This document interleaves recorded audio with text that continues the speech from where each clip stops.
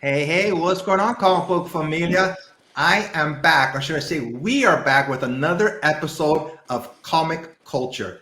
Joining me this episode is Dan De La Torre.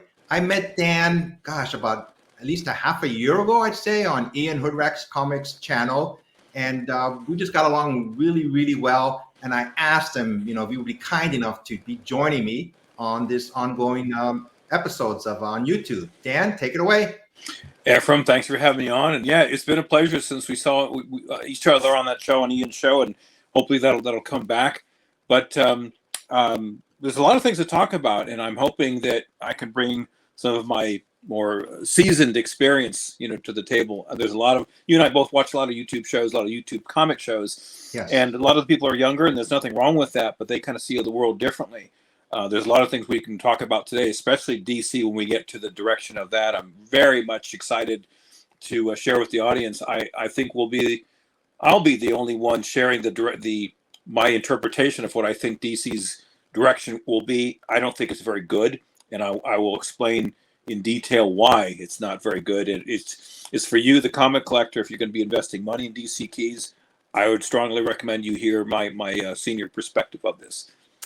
That's one of the main reasons when I started doing this new segment, I go, God, who should I have on with me? And I thought of you because I've always enjoyed hearing your points of view when it comes to comic books. So, that's the main reason, I kept on asking you, do you want to come on? Do you want to come on? When do you want to come on? So I'm glad you were able to come on this time. And we hope to be doing this every month. So moving forward, but let's get going. So once again, this segment is called Comic Culture. We're going to be talking about movies, TV shows, comic book news, obviously, trending stories, anime, whatever we find interesting will be on this show. So first up, we are going to be talking about comic book news. I pick slides and Dan picks slides, and we combine them together to have this great show for you all. So let's get going. First one that I picked this is a new book that just came out last month. It's called Bishop War College #2 and issue #2, and it introduces brand new versions of Cyclops and Jean Grey. Yeah, Vision. Bishop is going to an alternate world, a new world, obviously, where the X-Men are all black. So I found that interesting. Even Professor X is going to show up later on. So I thought it was a different take, obviously, on the X-Men. This is going to be a limited series. I think it's 5 issues long, and we'll see where it goes from here. That is a very interesting take, and now you've got my curiosity in this particular series because with the multiverse open, literally anything goes. Yes. So I'm just seeing what they want, what they did with all this. The first thing that comes to mind, being an old Star Trek guy. If the entire world is black, then it's sort of like there's an old Star Trek episode of a guy that was half black and half white. The other guy was half white, half black. Yes. And they went to war with each other for that simple little difference here. So this may have nothing to do with this particular show, but that's the first thing that popped in my head. I believe the actor from Star Trek was Frank Gorshin, if I remember right. Yes, that is correct. Episode, yep. And I forget the other fellow. But I'm wondering, and again, knowing nothing about this storyline, I'm wondering if racism is eliminated. There is no racism. If they're all black, there's no racist component on that particular world. Yes. I read issue 1 where Bishop was in the regular 616, and there's obviously this big fight, and then he gets transported to this new world, and they just show basically this, a couple of quick pictures of the X-Men, and then it stopped. I have no idea what issue #2 is going to be about, but I did see they showed a picture of Professor X, and he was also black. Wow. Yep. So my next slide is an image book called Phantom Road. It says Phantom Road is a quiet foray into the world of horror, and it works. I haven't read this book yet. I thought the pictures were interesting. It says here the opening moments of Image Comics Phantom Road gives a glimpse into a tense and frantic world of horror and mystery. I've been really enjoying horror and mystery books recently, and when it comes to so-called indie books, they've grabbed my attention within the last 5 years. I just got back into new comics last year. I literally jumped in with both feet, and what I was looking for was what the new writers and story and artists and all that, their take on today's comic world. But when I was collecting as a kid and even as a young man, there weren't that many independent comics. Now Yes. the independents are at times dominating because their stories are better. They're out of the box thinking. I still haven't really. I'm not up on. I know who Image is, the company. I haven't read too many of their stories because I'm, in my case, I'm still backlogged on the comics I already have. So it's, but they do look interesting. Well, I've always said this: Marvel and DC, their history. We're talking about 60, 70 years now, and it's a lot to hold, and to trying to keep the continuity going for 60, 70-year-old characters. Indie books, they're fresh. Right. There's no back history, and they can go anywhere they want to. That's why I picked this book as an interesting book. I'm definitely going to read. Next up, we have Daredevil, which is, to me, it's the writing for Daredevil has been my favorite Marvel book. I think within the last 5 years. I really like this character, and they're teasing the end of his next series, so we'll see what happens after that. But it's written by Chip Zdarsky and drawn by Marco Checchetto. And basically, he's going to be pitted against the Avengers, because he's going after the Punisher. They're going to be locking heads, and I can't wait to see how this series ends. I think it's going to be a good series. Now, this Daredevil is an older Daredevil? No, it's the same Daredevil. He's just been beat up. He has a beard. He married Elektra. I forget, either Daredevil is in charge of the hand now, and the Punisher is in charge of the fist, or vice versa. I forgot which one's in charge, and they are battling. So okay. It's been a good series so far. I really have enjoyed this take on Daredevil. And this next one is by Emma Kubert. It's another Image book. It's called Stoneheart. She's the granddaughter of Joe Kubert, the famous artist, and her dad is Adam Kubert, I believe. And it's like the third generation of artists, in the Kubert family. So I just, wanted to take a look at this book to see what it's about. Hopefully it'll be a good storyline. I don't know. It hasn't come out yet, the first issue. So I'm hoping it'll be a good storyline. And next book up, not the next book up, but DC is doing another reboot with Wonder Woman, Flash, and is giving Hawkgirl a solo series. I don't know about you, Dan, but I'm so tired of reboots. I mean, to me, sometimes I feel like it's a money grab. They're trying to get people to, new readers, maybe to buy into it.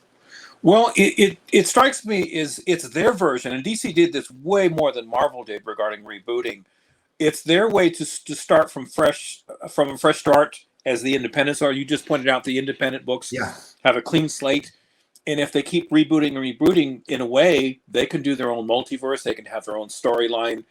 But I'm with you. I'm still a fan of the old traditional, the basic, not basic, but all the ones we grew up with. Again, there are 5 core ones from DC from the Golden Age. They still should be prominent today: Superman, Batman, Flash, Green Lantern, and Wonder Woman. So those should be the everything else should sort of orbit around them, if you will. I don't think DC has done that. They've gone in a very different direction. They've actually, in some ways, they've gone too political. And I don't mind if you want to make a statement. You can read whatever you want. That's you can write whatever you want, but that doesn't mean I have to buy it. It has to grab my attention. The story has to be interesting. The characters have to be interesting. And from a superhero standpoint, that's what I've always enjoyed. I think it's still a winning combination. I think DC kind of needs to go back to their roots. Yeah, we'll see how this reboot works. I just keep on thinking about the New 52, and just it's kind of a mess that was after a while. And I'm always, like I said, in my heart, just these old time Marvel and DC books. I'm always going to read them. I'm already keeping my fingers crossed. Let me ask you a question. Are you up on the DC storyline from the Silver and Bronze Age? I did not read much of DC when it came to Silver, Bronze. I mean, I was a Marvel kid growing up. 99% of the books that I read were Marvel. Within the last 5 to 10 years, I have been reading more DC books just because I felt like reading them. I know about the Silver Age, DC and, that history of them, but as reading them, no. Well, and I asked because when, as a child, my first love was DC. I mean, Okay. my first superhero that I fell in love with was the Red Flash. And Uh-huh. if I had known, I would have saved a lot of money to get Showcase 4. Now it's out of Yeah. my reach in a big way. And then even in that same era, I should say, there were Super Friends. Super Friends in the 70s that spilled over to the 80s. That was fun. They were Yes. fun characters. And I had some comics in the day. I don't know, I don't know how much I read them, or how much I understood the storyline. But I'm like you. I went to Marvel because the storyline was far superior. But again, it takes a talented team, which we'll talk about later in the show, to put this DC together. Right now, the new writers, the artists are okay, but it's the storyline that wins the day in the end. It always does. There's nothing here that's really grabbing me. Yeah, we'll see. I mean, like I said, it's another reboot, and hopefully they know what they're doing. I mean, only time will tell. Hopefully it will stick and it'll be a good hit. Yeah, we'll find out. Yeah, fingers crossed. All right, next up. It's a couple more pictures of the new Dawn of DC with Wonder Woman and Hawkgirl. When they do a reboot, do they kind of what do they do? When you go to the comic store and you have the free issue that is sort of a profile of the new comics. Yeah. Are they sort of telling you what they're kind of doing with each reboot? Well, right now they're going through the Lazarus Project on DC. Damian Wade was like possessed, and he was fighting against his father on the island where Ra's al Ghul. I'm drawing a blank on the name of the where he lives. There was a big battle, and there was like mystical powers were involved in a volcano, and the volcano erupted, and mystical powers like were flowing out from the volcano, and that's where it's at basically right now. And that's going to be a continuation into these series. Here's an overview of what's going to happen with Dawn of DC. See the DC Universe Lazarus Planet, and somehow I'm not sure what they're going to be doing exactly, because they're just talking about this, the forging the future one hero at a time. We'll see where it takes them. This is the comic book world, DC. Yes, there's the comic book world. Yes. Is it interwoven on any level with what James Gunn and company are doing with the movies? I'm not sure. They haven't mentioned it, but it's a big crossover event right now. I just read Lazarus Planet Alpha, and then it's going to go from there, and it's going to be hitting up all the other comic book series on solo issues. And then I think it's going to be Lazarus Planet Omega. And then from there, that's when like the reboot's going to start showing with all the other, new books, so to speak. Okay. Yep. I'm curious to see how it goes. Like I said, for some reason, I've been getting into DC more within the last 5 years. Well, I've been accused of, even by some friends of mine, that I'm a DC hater. I don't hate DC. I love DC. I love all the characters there. And I'm like you. I started retroactively getting some of the Copper Age DC books, some Superman, Batman to start off with. I like what I read so far. It's interesting, but I'm kind of again doing this in a backwards compatible fashion here. Yeah. But I wasn't certain where to start. I mean, for the affordability price, you can get them for a couple bucks. They're still very, very affordable once you find them. With inflation, there's no more dollar bin books. It's a $2 book. But still, they're inexpensive reads, and some of the people that used to work at Marvel, like most notably Steve Englehart, who wrote the first Defender series, was writing for DC back in those days. This is the mid-'90s, early 2000s, I think it was. So he's a fantastic writer. He is by far one of Marvel's best writers. So if that was the caliber of the time, it may be worth it to look into these, inexpensive DC keys, just again for the entertainment value, but also to sort of get caught up with, where they are today. You hit it right on the spot. Entertaining value. That's why I've been reading these books. I started getting into it like right after the New 52, and I haven't stopped since then. I'm reading Wonder Woman, Batman, Superman, Flash. Those are the 4 main ones that I've been reading. And the Titans are going to be coming back too, because I'm not sure if you know what's happened with the Justice League recently.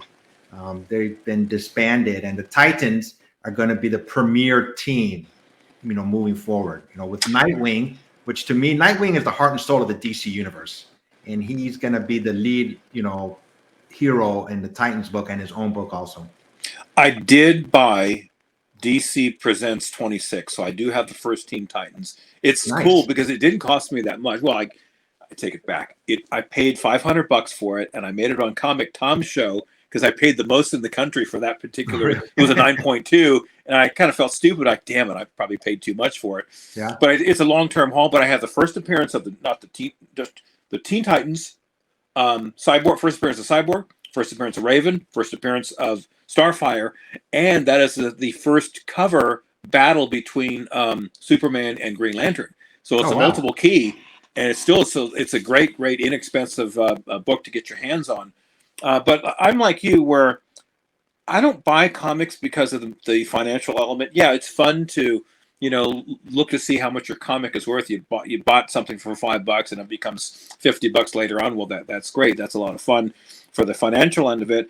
But I'm a true believer. I buy because I love the storyline, and there's nothing better than the old classics. If I could get my hands on an Action 1 or Detective 27, I don't want to sell my house to do it, but no, yeah. I would. Yeah, I would do it though because I have a true love for the characters and the people that wrote them. Yep. Okay. Now showing. So this segment is we're gonna be talking about movies and TV shows, basically. So you're up, Dan. So I'm hoping, because I'm more of the seasoned veteran, if you will, and I've been a comic collector since the 70s. I still have my first book, Incredible Hulk 197, bought in 1977. And I mention that because I've seen a lot over the many decades of the comic world. I like to think I know what good comics are, what good stories are, and what good entertainment is. And we all love DC. We've been hoping that DC gets their act together. And many other comic shows have been saying that they're very excited because DC is under new ownership. The DC Universe seems to be off and running. And they're very hopeful for James Gunn, which we'll talk about it in a minute. I'm one of the very few that is saying I think DC is on a crash course and they will self-implode and it'll be a huge crash years down the road. And I want to explain in detail why. And again, if you're going to be investing a lot of money thinking that DC is on its way up, I'd be happy to be wrong. I'd be very happy to be wrong, but I don't think I am. So this is sort of a buyer beware, and two, I don't want people's hopes to get dashed when DC goes down in flames, as I'm predicting that it will. Let's start with this guy right here. This is David Zaslav. He was a new CEO of Warner Brothers, and he's taking over the DC movie, the DCU. Now, Zaslav is not a comic guy. He is an entertainment guy. He's been in media for the longest time, but he has no real comic background. And that's a red flag right there. I take it that he's more of a numbers guy, and he's very he wants to be everything to be very cost effective. If he doesn't have something, he's not going to buy it. One of the first decisions he made was he axed the Batgirl movie when it came out. It was supposed to come out last year, I believe. Batgirl starring Leslie Grace. So if we can show those pictures there she is, beautiful woman. And the way that they did this, really, I was just appalled as to how this happened here. The movie was finished, basically. It was actually completed. So think about when you put a movie together. It took well over a year from start to finish, if not longer. So this is Leslie Grace. This would have been her first big movie here. And what would someone like this do? She would tell her family, her friends, hey, I'm in this major motion picture here. And a week or so before it's supposed to be released, Zaslav says, you know what? It's not up to our standards. We're cutting it and we're just destroying it for tax reasons, so we don't have to pay any. It was a financial decision that he did. To the right is the two directors, and I forget their names. They were even what did he do? He locked them out of their own movie. So in other words, they couldn't look it up on their computers on their server to see that what they had created here. Zaslav, again, what he was saying, it was so bad, we're just not gonna, we're gonna do something else. If I'm Leslie Grace, and I think she handled it, no pun intended, very gracefully, I would say, screw you, DC. Don't you ever call me again. I mean, it was what a slap in the face. There's no other way to put this. But what is Zaslav's experience to axe this movie, I would love to see it just for curiosity's sake. I don't think it could have been that bad, but that was the first red flag from Zaslav. And again, he is fully in charge of DC. I think this is a terrible mistake. Well, I don't know if we're going to see this any further. Next, we bring in, was it James Gunn that we had on the? Yeah, there we go. So months later, he names James Gunn and Peter Safran as the co managers, I guess, of the DC universe. And this is where the excitement comes in for many fans and many people in the other comic commentary shows, because Gunn has some experience with comics. He has some success with movies. He did Guardians of the Galaxy. What was it? Peacemaker and Suicide Squad. Now, other than Guardians of the Galaxy, looking at the movies, they're entertaining movies, but are they mainstream? No. Guardians of the Galaxy is the closest thing to a mainstream movie. But when Guardians came out, and being an old-time collector, I thought, why are they doing Guardians? Back in the day, and I have the very first appearance, the Guardians of the Galaxy, I paid $3 for it, $3.50 back in 1988. Why? Because that's what it was worth. Yeah. And they were they were a C-rated team. They weren't a bad team, but just they weren't very prominent. Gunn, for whatever reason, decides he's going to bring these guys forward. He did a pretty fine job. But of all the major movies, from Marvel, Iron Man, Avengers, Thor, Captain America, Guardians is my least favorite. It had a different flavor to it. And the reason why is Gunn has a very, very interesting background with his movies. Before he got into superhero movies, they were kind of dark and comedic. And that's what he's combined in some of the movies that he's done to this point. And that's sort of the direction that I'm taking, that he's going to be taking the DCU into. So let's continue on with what do we got next on the slides here. Quick question. So James Gunn had nothing to do with Batgirl, correct? That I believe that is correct. Yeah. He came in afterwards. That was all Zaslav. But again, keep in mind, Zaslav is a guy. Gunn works for Zaslav. Zaslav is his boss. Okay, I didn't and if know Zaslav is making those sort of decisions, he's making decisions without any real background. Again, he's into media. He worked for a number of different organizations. I think ABC was one of them, several others. But again, not a comic background. Okay. Gunn does have some comic background, but he's not mainstream, and that's a red flag. Yep. Now let's continue on with what else they did here. Now here's the existing cast, as it were. This led up to the Justice League movie, starting with Henry Cavill. And of all the Supermen that I've seen, all the way back to George Reeves back in the 50s, it's an extremely difficult role to play, and no one has actually pulled this off. Then again, this comes back to the me being much older than most people in the comic community, because everyone else is 25, 30 years younger than I am, and they remember Christopher Reeve as their Superman. Yes. I remember when Christopher Reeve came out, he was an awful Superman. He was an awful character, and when he was cast, I think he was last out of 50 or 100, I forget what it was. The only reason he got that role because they looked like Superman, but that was not the Man of Steel that I remember from the comics. That's not the Man of Steel I remember from the old days. He was sort of I hate to say, kind of a metrosexual guy. He was kind of a little too soft. Mm-hmm. Wasn't the strong stoic individual that we saw. Let's for example, in the Superman animated series or the Justice League series of the 2000s. But he won me over right away. He was a great, I think, was a perfect person for this particular role. And then you've got Gal Gadot, a beautiful woman playing Wonder Woman. Her movie was outstanding. The first movie was outstanding. Yes. And then, of course, Aquaman, who used to be kind of a joke. They picked this guy here. I'm suddenly drawing a blank on his name. Who plays Aquaman? Everyone else is probably. I'm drawing a blank. Everyone else is probably screaming at the screen saying, "I know who it is." Man. Keep on talking. Anyway, I'm gonna look them up. Yeah.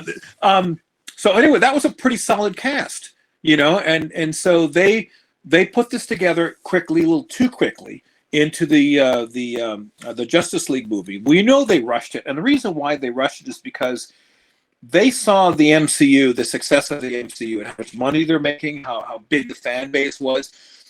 What they were doing was they tried to emulate the great storyline, but Marvel, Kevin Feige and company, built up those movies just like they did in the comics back in the 60s. They didn't just throw everything at once. It was Amazing Fantasy 15, and then it was the first Thor, then the first Iron Man, and then they brought back Captain America, then they put the Avengers together. But it was step by step, building a world from scratch. And the DC universe at the time tried to throw these guys together in this really awful script.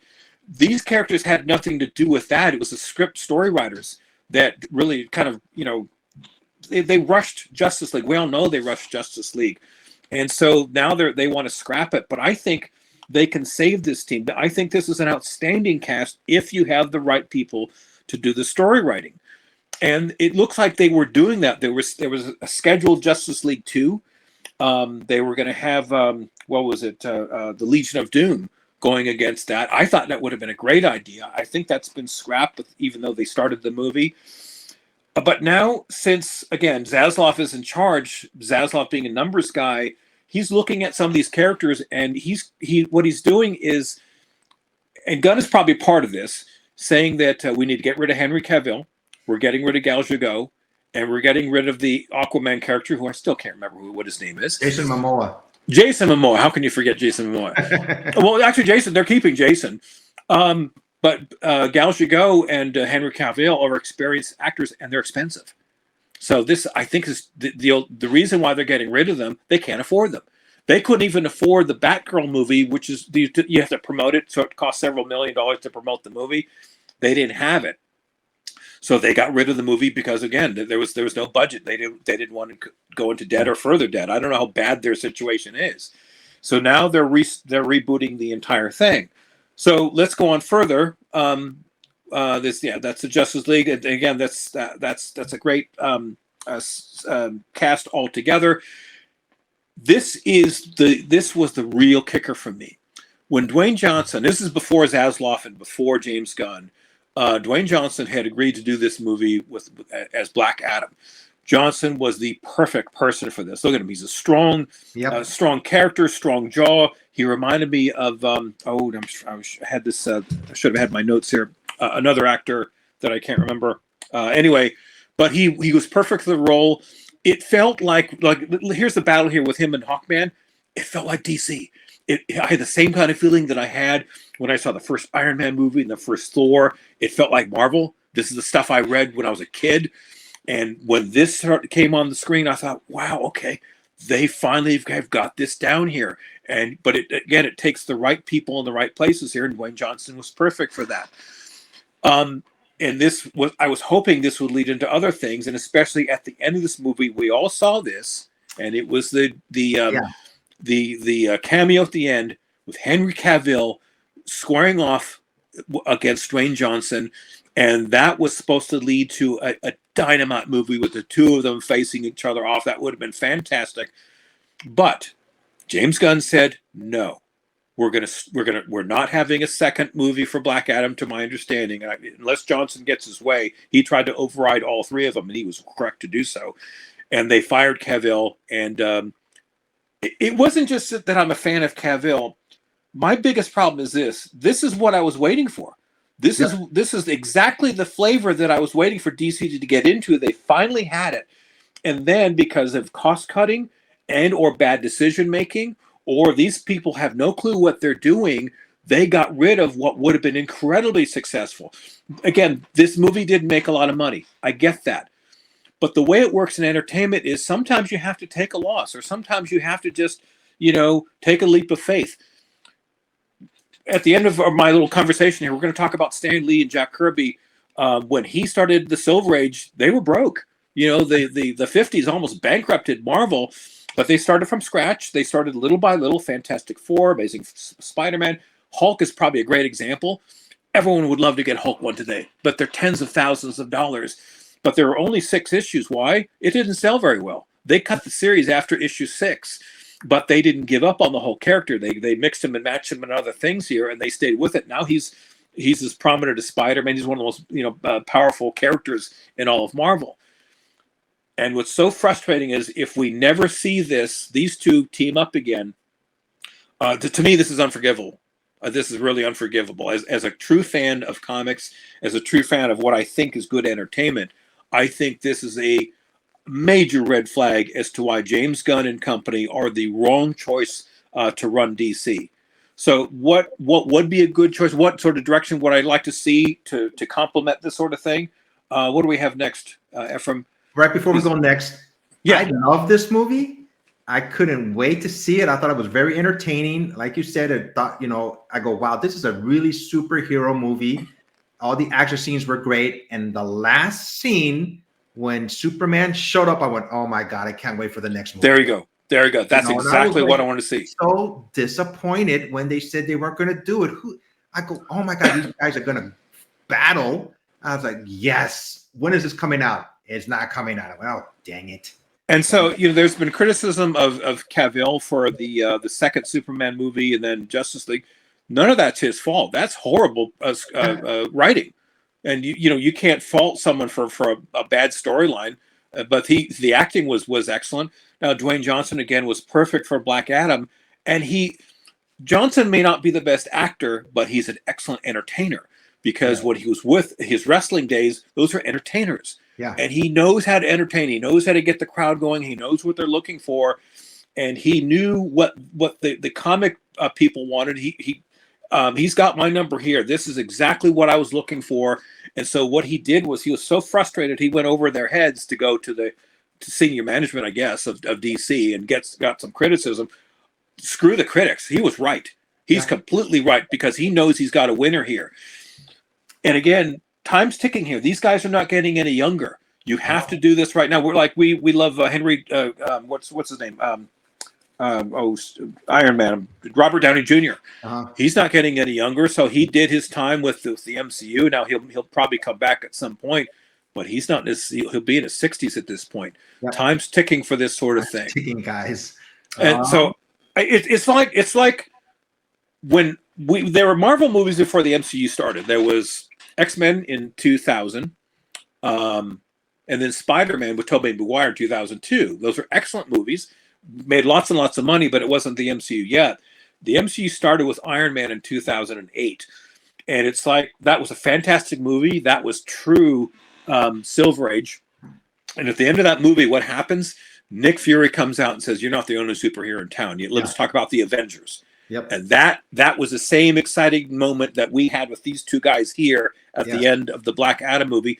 And by the way, I have a sneaking suspicion when the DVD or Blu-ray comes out, that cameo is going to be eliminated. Don't be surprised if they take that away. See, they're making a mistake. From true comic book fans like us, this is a movie any true comic book fan wants to see. And so again, I wanted to set it sort of a timeline to explain why I think we're in the wrong hands with DC. The other thing we need to bring up here is the Flash movie that's supposed to come out. Flash with Ezra Miller. Look, he's had a whole variety of personal, emotional issues. I felt bad for this guy. You don't want to see someone destroy their life. He's very talented. I liked him as the Flash.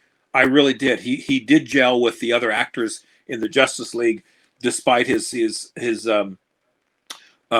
shortcomings. But we need to talk about his shortcomings because, again, there's some accusations. Because again, he's a volatile individual until he gets his life together, and these accusations are quite serious. Yes. And when you have a volatile individual like this, and these accusations may have some merit, if it comes out to be true, and I have to talk about what they are. I think it's some child molestation thing or some child porn. I don't know what it is. It's something very, very dark and very, very, very disturbing.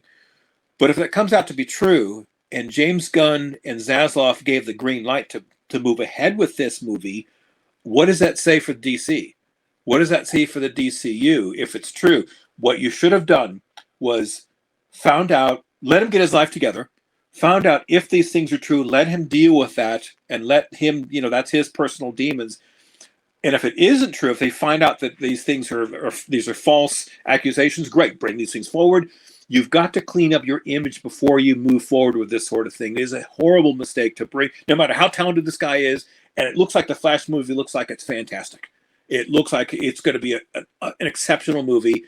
And it was sort of like, again, adding to the flavor, the leftover flavor of what happened before Zaslav was here, because this movie was produced before Zaslav showed up, as I understand it. But again, there's a lot of huge question marks that should have been dealt with beforehand. So that's a wait and see thing.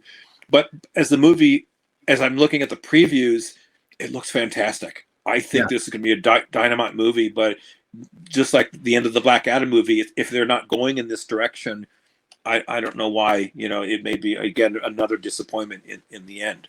Regardless of what this movie is going to do, it's going to have a cloud hanging over it for sure. And there's going to be people protesting when this movie comes out. I guarantee you. I think so. I think you're right about that. I think you're right. Have you seen the previews on this, and what's your take on it? Oh yeah, I'd seen the previews during the Super Bowl, and of course, they were smart when they put Michael Keaton Batman into the previews. Getting people, wow, Batman's going to be in it. So that's right. They're smart doing that. So whoever told them to do that was excellent. And I wasn't going to see this movie, to be honest with you, because everything that's been happening with him. But when I seen the previews, I'm going, yeah, I'm going to check this movie out. I will too. And I may have to take some shame with me, but I have to see it. Yeah. For a couple of reasons, some questions need to be answered, because look at what we do. We run YouTube shows, and we're trying to talk to the community and educate them and show them what's what. A couple things I want to see in the previews. General Zod returns from the Superman movie. Why, if they're not bringing back Henry Cavill, why are they bringing this character back? I don't understand the crossover.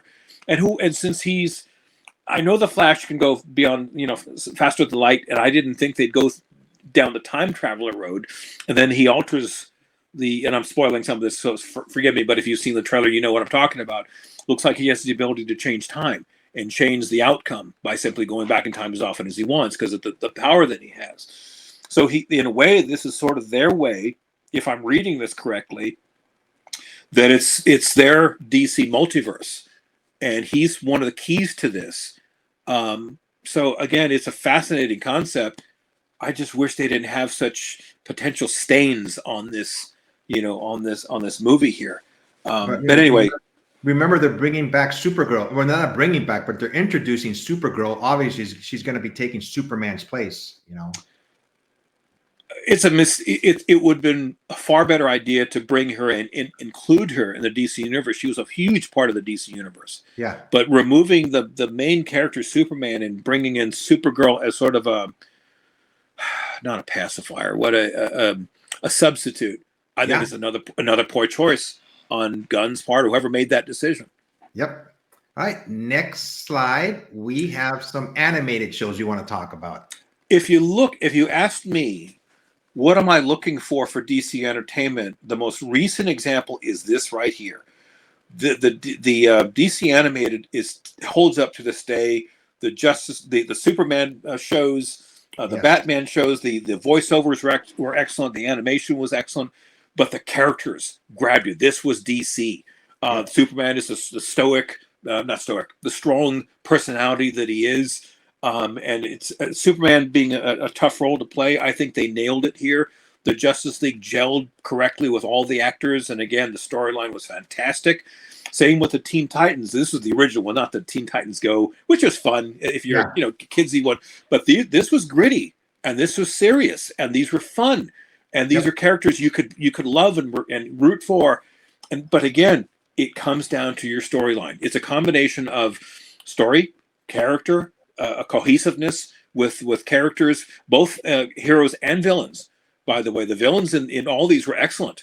I mean, but Teen Titans is probably not the best example of that, but for the Justice League, yes, the villains were fantastic. One of the best shows I remember just off the top of my head was when Hal Jordan, the Green Lantern character, gets recalled basically.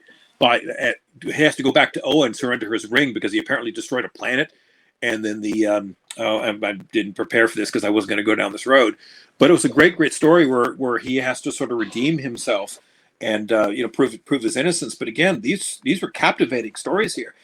But it shows that if you have the right team that understands comics, and clearly these people do, whoever put this together, this is what you're looking for the DCU. So it can be done. I know animated is far different than live, big screen. But again, this is a great example of what direction I want to see. This is no different than the Marvel difficulties with Fantastic Four. We're still waiting for a great Fantastic Four movie. We haven't had one. But the Fantastic Four animated series from '95 was fantastic. That's exactly what I want to see on the big screen. Yeah, Justice League and Justice League Unlimited, that was such a great series. Yeah. Yeah, I'm not sure who the writers were, even for the Teen Titans, who the writers were, but I would talk to them and saying, hey, you guys want to do another show? John Stewart, Green Lantern, who I was thinking about. Yeah. Well, I'm wondering, I just thought about this. I'm wondering if these people that put this together worked at DC as writing comics for a while. Who knows? Because you see some of the end credits with the movies from Marvel, and you see people like Roy Thomas and Steve Englehart and Len Wein and several others were consultants. They were alive and well, working side by side with Stan Lee back in the Silver and Bronze Age. That's who you want to have as your consultants. Yep, good points. So I'm glad I asked you to come on with me. See, another reason I asked you to come on with me because I learned so much when you start, talking about comic books. Because you got really great points, Dan. I have a deep love and passion. Look, the money is secondary, and I know this is probably silly. You want as much money as possible for comics. My true love is the comic story themselves. I fell in love with every aspect of it, so I have a deep love and passion for this kind of stuff. All right, and here's one more picture of Batman with Fighting Against the Joker. This was another great series also. And so this is a great example of how the villains were just as good as some of the heroes were. Yeah. This was this is a show that I'm drawing. I've never drawn so many blanks on a show before. The voice actor for the Joker was the same guy who did Star Wars. Mark Hamill. Mark Hamill. Yep. Yeah, it was a perfect choice for him. It was. And look, the animation was great. And look at that. That's classic Batman Joker. Yeah, look at the size of his gun. Oh yeah, and it was just again, these are just delights. I love them to this day. And sadly, we lost the Batman character, Conroy. The voice, Conroy. Yeah, he was a great personality for that character. But again, DC, you've got a template right there. There it is. There's your template right there, James Gunn. If you're listening, and I know you're not because you're too busy doing whatever. There you are. All right. I when you show me this picture, this is your slides. I went, okay, this is a classic picture. I go, what is he going to talk about these two characters? These are two of my favorite writers in all of the world. Stan Lee. There is no better writer in comics than Stan Lee. You can still get some of the old, Silver Age stuff from the. They're inexpensive, but if it's a Stan Lee story, it's a guaranteed. Fabulous story. He never wrote anything bad. He had such a gift and such a talent. And his first editor-in-chief was this guy, Roy Thomas. Wow. Because when he moved on to as this company started to grow, as he gained success in the late 60s, he had to take on all the roles to build the company. And Roy was the one he trusted the most. This is my take on it. I don't know this for a fact. I'd love to talk to Roy Thomas and get confirmation on it. But it makes sense that he would trust him with the editor-in-chief job. So he inherited the latter part of the Silver Age, which is ended at the 20-cent era, and he's the father of the Bronze Age, and he brought in Wolverine and Ghost Rider and the Defenders. That's my favorite team. So many other great stories, but these were two very brilliant men. Why I mention them at the end of this segment is because what we're hoping for DC is what the MCU has done.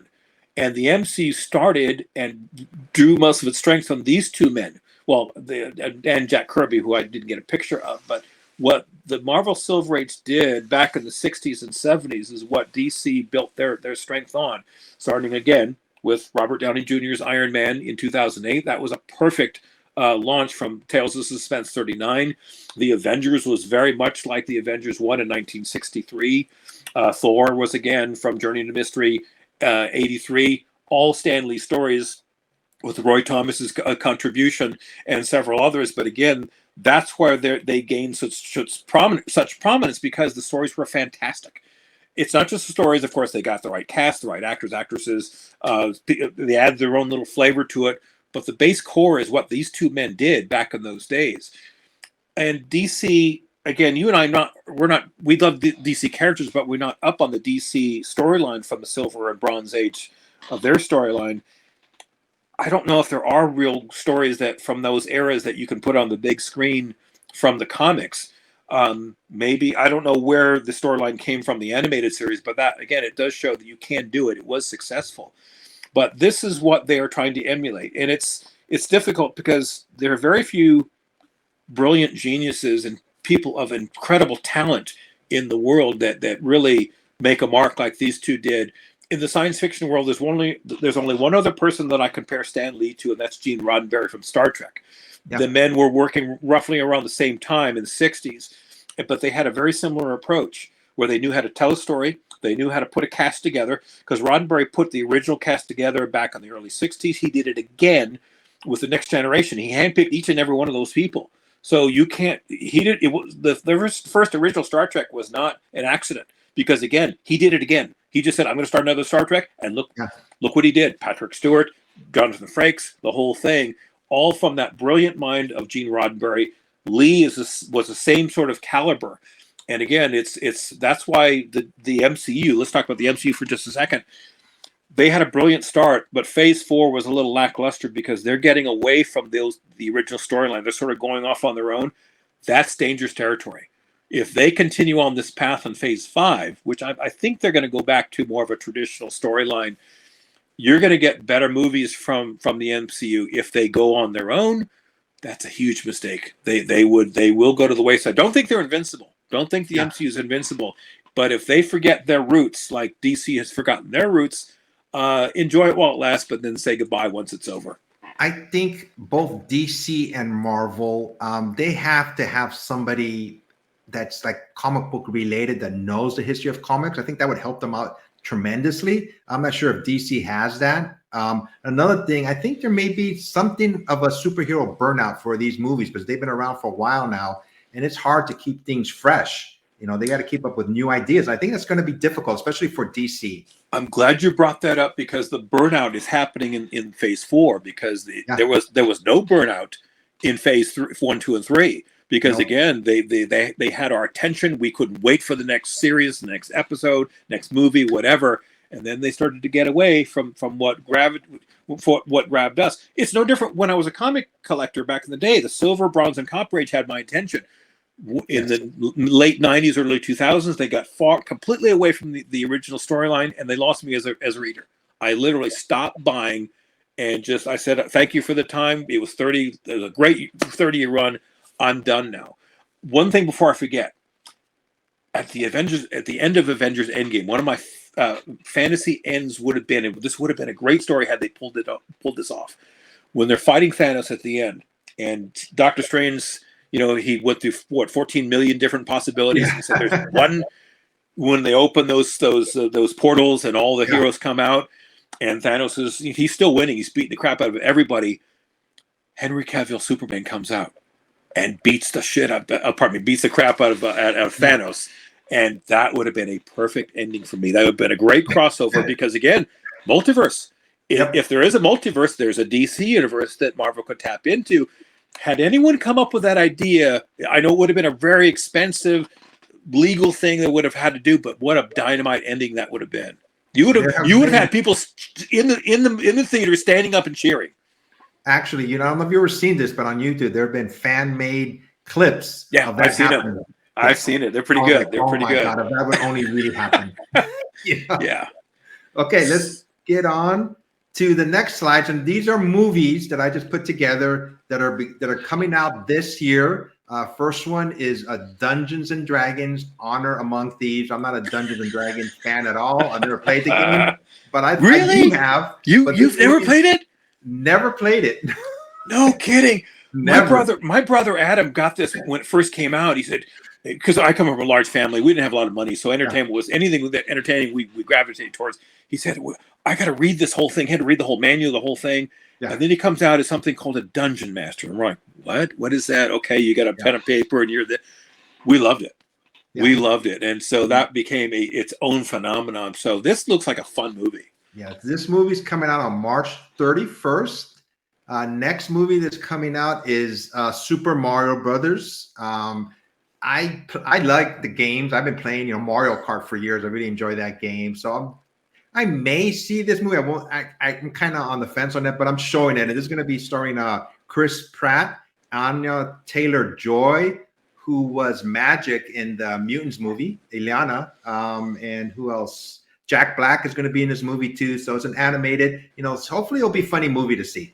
Ephraim, ask yourself. I know how many tens of thousands of hours I probably lost playing every version of Mario. From Mario Kart to Mario Brothers to Super Mario, whatever.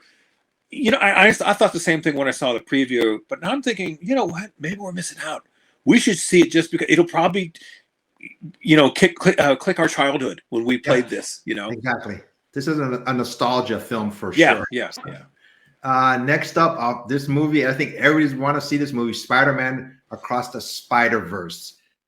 This movie is coming out. I don't know when it's coming out. June 2nd. I'm curious to see because there's rumors that Tom Holland's going to show up in this movie towards the end, and that's how they're going to introduce Miles into the MCU. I think it's a mistake if it's animated. Miles Morales is too powerful of a character to be just an animated character. Yeah. They need to find the right actor for this. And it's fine that Tom Holland's showing up in this, but I hope they don't wait too much longer to introduce the actual Miles. Yes. That should have been brought in. In fact, you know what? I'm thinking aloud now that the last Spider-Man movie should have been I guess you could call it a cameo. I've got the real hang up with the cameo thing. I won't go down that road. I think Miles should have made a cameo appearance in that movie. And they should have chosen the actor carefully. Yeah. But he should have made at least a brief appearance to say, and you could see how it would work out. All three of them turn to say, "Who are you?" I'm Miles. I'm Spider-Man. Oh, yeah. That would have been perfect. Yep.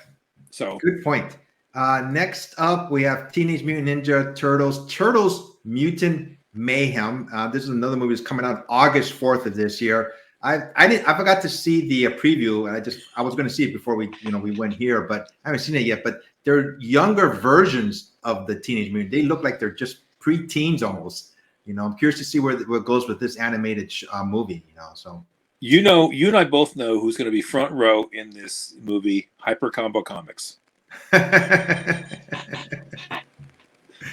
Next up, these are TV shows that are coming up, and this one just grabbed my attention. This is on Netflix. It's Agent Elvis. Is what if Elvis was recruited as an agent?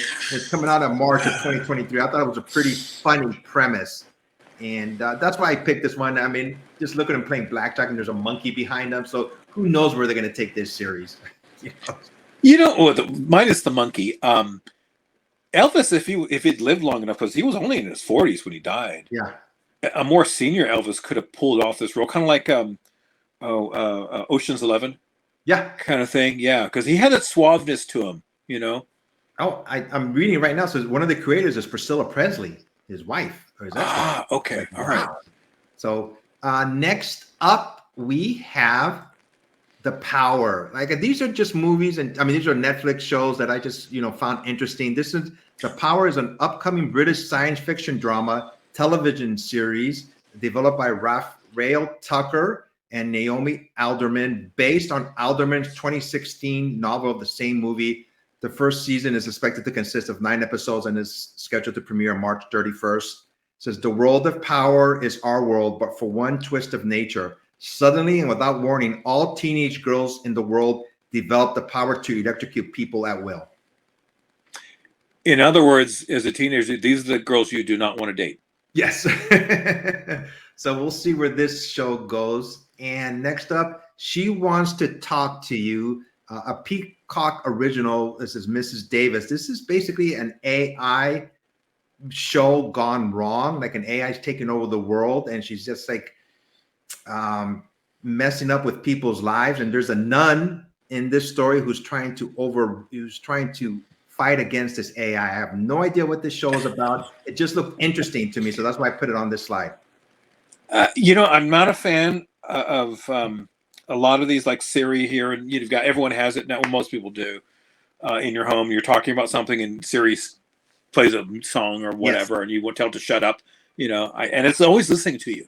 That's what bothers me. I'm old school, so I'm like, wait, this stupid thing, it could probably hear me right now, and it's like it's spying on me.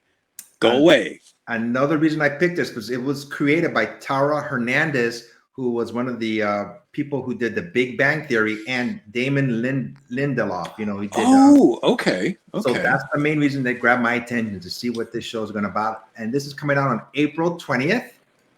Next up, this is just for nostalgia reasons. I picked Fear the Walking Dead. This is the final season. It's coming out on May 14th on AMC. Obviously, I'm curious to see, because I know they're going to be coming out with new series with Daryl and Negan, and see how this series ends. Will it just end abruptly, or will there be like a continuation and maybe spin-offs on this series? So I'm curious to see how this one ends. It's in, The Walking Dead gained a lot of notoriety a few years ago, and very popular. But it's an old genre, and it kind of gets old real quick. So who knows? So yeah, that's why I picked this last one here, because it was just like a nostalgia one, like us reading old comic books. So yeah. Oh, and one more, I forgot. This is called Fubar. It's starring Arnold Schwarzenegger. I apologize, I forgot which network it's going to be on. But he's going to be on a regular series. He's playing like a retired government type individual who retires, but he's brought back in to do, I believe, one last case. And it's starring Arnold. I've never seen him on a regular TV show before, like on a series. So I'm curious to see how this one's going to be.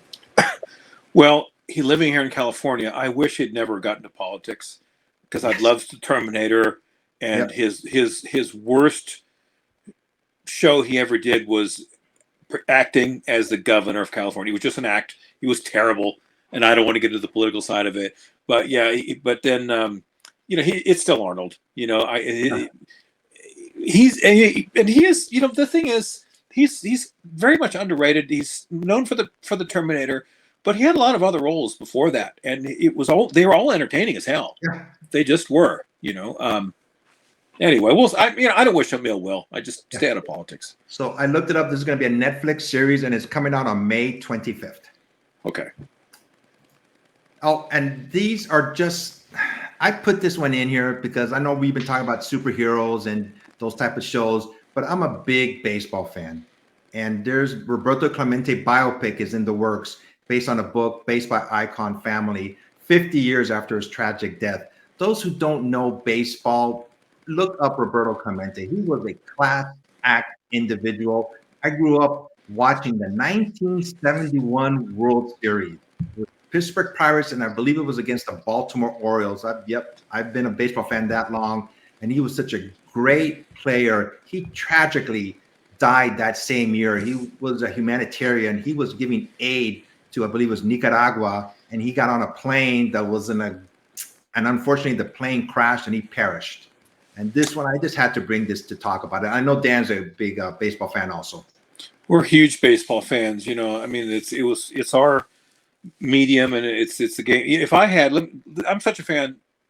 If I had one fantasy to come true, it would be to play in one major league game that actually counted, and I get up to bat 4 times, and I'd like to get a base hit, 1 hit, just to say it's in the stats. But because again, there are so few professional players, but even out of those professional players, there are some that stand out more than others, and Roberto Clemente was clearly one of those people. Class act doesn't even begin to describe who this gentleman was, and so all we can do is admire him, and I hope they do justice in this documentary. Yes, I do too. Growing up in the San Francisco Bay Area, I was fortunate enough to see Willie Mays play, Willie McCovey, Juan Marichal, Gaylord Perry, all those great Giants from the 70s and 80s. I was there. In baseball, as much as, I think it's lost some of its vigor because of football. Everybody just wants to see football now because of the action. But baseball is such a beautiful sport. Well, don't forget the A's. The A's had their across the Bay, because I'm a Bay Area guy. Yeah. The 3 World Series in a row. You had Dennis Eckersley, and you had Mark McGwire and Canseco, and all those. And so they also have a rich history. But here in California, you're down in San Diego. You had some good years. You're hoping that the Padres finally get over the World Series, and of course you always had to deal with the Dodgers, your big brothers up north. But it's again, I have such I love baseball almost as much as I love comics. Because there's such a love and passion for it. And I've been to Wrigley Field, been to Fenway Park, Boston, old Comiskey Park in South Side of Chicago before they tore it down. Wow. I've never been to Dodger Stadium though. I'd love to go one day. But I was at the old Jack Murphy Stadium before they tore that down. Oh yeah, Jack Murphy Stadium. Yeah. Let me see what else. Oh, this is some more entertainment news. Disney CEO Bob Iger says the company is still being very careful with developing Star Wars feature films in the wake of Solo's soft box office, while Marvel is also getting a rethink in terms of how many sequels characters get. I think this is a smart idea. Put the brakes a little bit. Think of what you're doing and get it right. Because if not, you keep on saying DC is gonna, mess up. Marvel may do it also if they don't get it right. See, my understanding is Bob Iger is Zaslav's counterpart, in Marvel, and he was clearly a smart man, and I guess he wanted to step away. And the person, that was making decisions started to hit the accelerator too much. Yeah, and it's like he wanted to be too ambitious. And Iger thankfully came back and is sort of resetting what he did. And now the thing is, though, my understanding, he's only going to be around for another year or so. Yes, and he's going to probably pick a new person to succeed him. He's got to be very, very careful with this, though, because again, if he set that company, which is very successful on a successful path, if you put someone else who has their own little ideas and they get too goofy, it's and especially we comic people, we're very particular. We know what we want, and we have no problem walking away. I mean, there's some movies I'm not going to see. I'm not interested because they just didn't grab me. Iger has his act together, so hopefully he can get us through phase 5, phase 6, and we'll see what he does. But I'm glad he's here for now. But you never know how long it's all going to last. Yeah, hopefully, I'm sure he's going to step away eventually, maybe in about 2 or 3 years. Maybe keep him as a consultant. I don't know. It's hard. Hard decision. The new person that's going to be in charge is going to say, I don't want him looking over my shoulder. But they have tough decisions up ahead for sure after he retires again. They do. Yeah. And this is Netflix news. John Barenthal confirms the Punisher returns in Daredevil Born Again. Smart move. And Jenny Ortega, who was in Wednesday on Netflix, has reportedly been cast in Daredevil Born Again for a major role. We'll see what role she plays. And I believe this series is going to be at least 18 episodes or more. It's going to be a long series for Disney Plus. Hopefully they'll do it right. And hopefully, I'm not sure, since it is Disney umbrella, if they're going to let them do what they want to do, like Netflix, like the Netflix series was, graphic and violent. Did you watch, Ephraim, did you watch all the Netflix series with Marvel? I didn't. I did. What'd you think?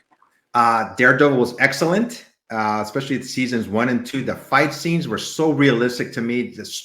I like these street level heroes. That's why I think I like Daredevil a lot in the comic books. And John Barenthal, when he played the Punisher, I was like, wow, they got it so right with this character. You can just feel the anguish in his face, what he's been through. He was just basically, any normal person would have died in this series, but the way he was so beat up and stabbed them. Like, man, where is he finding his reserve? And he doesn't have any superpowers. Just a normal person who refuses to give up. I like that. I like Jessica Jones. I like Luke Cage. Iron Fist was iffy, and I like the Defender series. And hopefully they'll bring Jessica Jones back too. I really like that series. Well, there's several things to comment on. One, there's a huge amount of excitement for John Bernthal because apparently they love the actor, but they also love the character he's playing. Punisher is just again a dynamite character. He's not necessarily high on my list. I like the Punisher. I don't dislike him, and I'd love to get an ASM 129. That's pretty much out of my price range. And if I had that kind of money, I don't know if I'd get that. I'd probably grab other things. But and the Daredevil series, I love. Was it Jonathan Cox from Daredevil? Yeah, that's the actor. So I loved him in the She-Hulk series, the 2 episodes he was in. I hadn't seen it because I didn't watch the Netflix the Netflix series.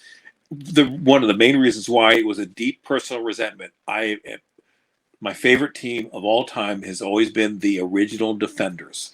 Okay. And the Defenders that they put on, other than Luke Cage, who was not an original Defender, he didn't show up till issue 17. Yeah.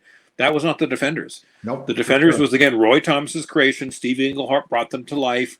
If you read the first 11 issues, they're classic reads. That's the last, in my personal view, that's the last Silver Age books before they went over to Bronze Age. But I'm hoping the Defenders come up at some point. And Daredevil books, by the way, if you did want to invest, the early Silver Age Daredevil books are great because Daredevil, the character was far different in the early days as he is today. They've really changed that character around. He was, it's night and day. There's almost no comparison. They're almost 2 different characters from when he was back in the Silver and Bronze Age. I read in this new upcoming series, Daredevil, they're not going to have Foggy Nelson or Karen Page. The actor and actress are not going to be involved in this series. I'm not sure if it's true or not, but I think they're making a mistake. I don't know why. Again, not having seen the series, but those are 2 prominent members of his storyline, and everyone seems to love those 2 the actor and actress. Yeah. Is it a cost-cutting thing? I don't get it, because if they brought some presence and some flair, it is a mistake to not bring them back. Our next final segment is Comic Book Market, and basically we're just going to take a quick look at what some recent books are going for on eBay that are on sale as we speak. Let me bring that up here. And here we go. First couple of books here. The first one, you can see this, right, Dan? Right. Okay, first one on the left-hand side is Amazing Fantasy number 15. Obviously the first appearance of Spider-Man. It's a CGC, and right now, like I said, it's still going on. It's set at $12,710. So, those are surprisingly way down. Yeah, because that's the ultimate grail. That and Hulk 1. Well, the top tier are actually AF-15 should not be, but Hulk 1 should be because it's harder to find. But still, I've had a couple, and I'd love to get my hands on it again. Look how far they've dropped. But again, these are live auctions, you say? Yeah, they're live auctions. Yep. Okay, so they're probably going to go for another few thousand more than what they are, but they're still far below what they were. But man, look at are those purple labels? That's those what I'm thinking. Let me click on this. See. Those are purple labels. That's why. Oh, okay. They are purple labels. So, yep. Sorry about that, folks. I didn't even notice that. Good eye, Dan. These are purple labels, and that's why the pricing is so low for these. But still, you know what? That used to be a huge stigma on a purple label that it's not perfect. Blah blah blah. These things are so damn expensive. I've said this for the longest time. Don't be afraid to get a purple label. Depending on the type of restoration, sometimes it's very, very minor. And you can save thousands of dollars on a comic, and it's still, like my best example, I have a Fantastic Four 12. It's a 1.5, it's restored, but you know what? It's complete. It's professionally graded. I only paid $300 for it, and it's in my collection because I wasn't afraid to buy the purple label. I believe the one right next to it looks like it's a purple label also. It's Avengers number 1, 2.0. Right now, it's only $1,950. And it ends in about 2 days on March 17th. Let me click on it and see if it takes me to eBay here. I think it's looks like a blue label on my screen. Can you see this second screen? I can see it. Yeah, but that's a blue label. It's a blue label, Avengers, and that's way low for Avengers 1. If just a 2.0. I have a raw 2.0, maybe 2.5, maybe at the very, very best, and I paid $1,000 for it raw. And it's restored. It's got some restoration, but it is an Avengers 1. All these are all coming down. Yeah, so let's go to the second row here. We have Amazing Spider-Man number 9 CGC 8.0. Recent price right now is $2,080. Not bad so far. 8.0 white pages. Yeah. That's what you want to look for. Yep. And right next to it, we have a Daredevil #1. Looks like it's a blue label, 6.0, and you can see the price a little bit higher than the other one. It's $2,595. Okay, this is confirming my overview. We'll talk about it in a second. The economy, it's everything is leveling off from what it did 2 years ago. And the last row we're going to take a look at, it has Incredible Hulk 181 and X-Men, and Daredevil 1 and Captain Marvel Avengers 18. Look at the Captain Marvel one. I've never seen this one before. It's a CGC 5.5 first Mary Marvel classic cover. Recent price. It's not that bad. $1,500. My friend Hudat had one. I don't know if he still has it. What's cool about that Captain Marvel DC book is it not just the cover, the back cover. That it's a dynamite. I'd love to get my hands on that. That's actually not a bad price for that particular book. And then we have the Daredevil #1 CGC 4.5, first appearance of Daredevil. Recent price right now is at $3,000. This ends in about 4 days. And then the next one is everybody knows X-Men #1, CGC 3.5. Recent price is $3,400. And the last one is Incredible Hulk #181, CGC 4.0. Right now, the price is $2,150. Yeah, that is about half of what it was not that long ago. So, and by the way, I always cringe when I see a faded cover like that X-Men one. It's like, oh, it's too bad, because the cover means a lot. But look, a lot of comic shows, the commentary shows focus. I think there's too much focus on the cost of these things. How much money can you make, how much can you flip and turn over, and there's nothing wrong with buying and selling comics. Not a thing with it. That's what you want. That's totally fine. You buy what you like. You buy however you like. I buy because I love comics and love the storyline, but that's just me. And I'm probably not the best to sell things, but regarding the economy, if we're going to serve this community on any level, we have to give them accurate information and complete information. We are in, and your news media will not tell you this, we are in a hard recession. As old as I am, I've never, ever heard a redefinition of what recession is. It's always back-to-back negative quarters of growth, which we had last year. That has never changed until just recently. The media is supposed to be reporting facts as they are, not the way they want to project them, which is what they are doing. So there's this false euphoria that everything's just fine, and where the recession hasn't happened. But notice they have not explained what their new definition of a recession is. They just keep saying recession's around the corner. It may happen, and they're not explaining what are the new parameters to look out for. My point is this: if you're someone that bought that AF-15 or any of those books we just profiled a year ago, thinking, "Oh, the economy's fine, I'll spend." If I happen to have 5,000 and I get a really nice Avengers 1 high grade, I think it's going to stabilize and keep going up. And then you see the price goes down to 3,500 or 3,000. You lost a couple $1,000 because you didn't understand, or you weren't told correctly that the market is actually going downwards. Where there's the current news is that Silicon Valley Bank here in California, a very prominent bank, the 16th largest, they went under, and that could be a canary in the coal mine. That you don't want to have doubt in your banking institutions, and you don't want to bank, no pun intended, on your comics as your livelihood. Unless you have been a buyer and seller for the longest time, you got to be very, very careful. Currently, I'll just tell you what I'm doing or not doing. I've only bought a few comics. I bought from this gentleman here, by the way. If you want to buy someone, here's a quick little hat tip to you. Ephraim is a good man, but a reliable seller. I bought Iron Man. Would you send me $149, $150? Great books, yes. Great price, and great service. But I'm really limiting my buying right now because I'm very careful. This is a time where why I don't have my AF-15 anymore, why I don't have my Hulk 1 or all the others I used to have.